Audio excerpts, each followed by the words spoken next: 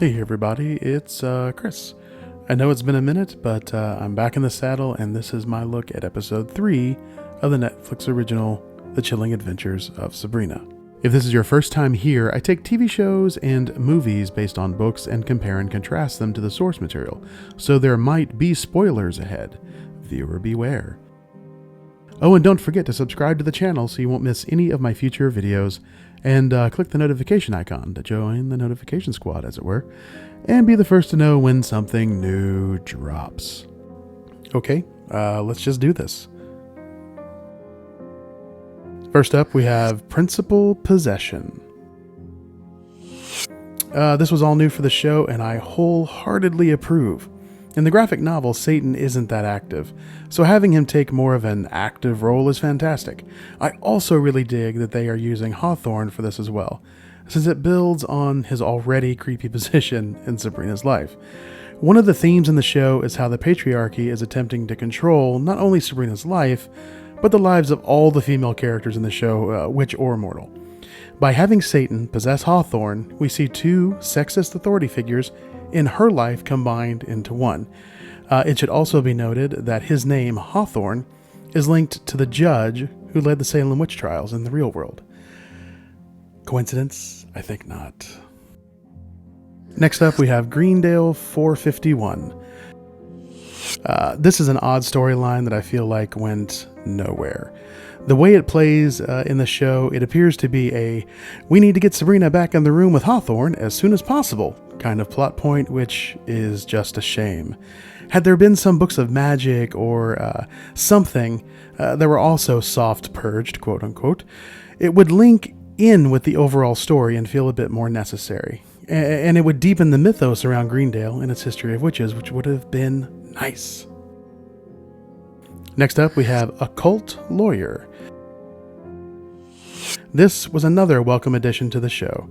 The entire storyline with the trial of Sabrina is new for the show since, as I have mentioned in an earlier video, Sabrina doesn't have any reservations about signing the book in the graphic novel. What I love most about this thread in the story is how it once again pulls in actual folklore around witchcraft and Satan. The character is based on an actual lawyer, Daniel Webster, that is said to have defended a farmer in a trial with Satan, and the judge overseeing the case was none other than Judge Hawthorne, who we talked about in the previous point. So, very cool use of actual history to deepen the show, writers. Very cool.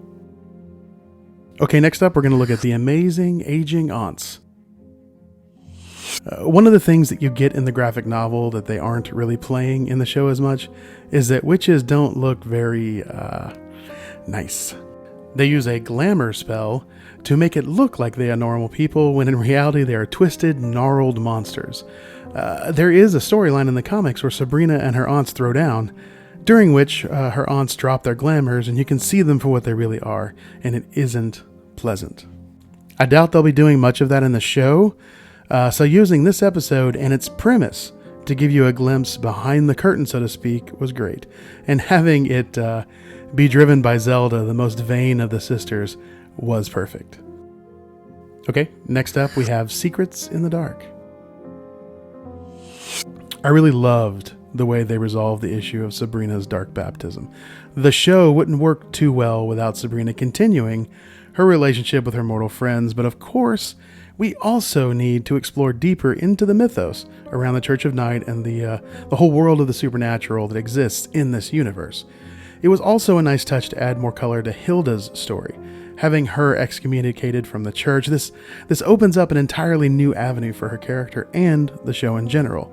In the episodes ahead, we will see this play out in some unexpected and exciting ways. Okay, lastly, we are going to talk about Roz. The character of Roz in the show is a complete reimagining of the character from the graphic novel, at least for now, and a welcome one, because she was just boring and kind of trite in the graphic novel. There is evidence that she might evolve in some interesting ways to at least somewhat embody some of the characteristics of the character from the book, but we'll have to wait for part 2 to really know.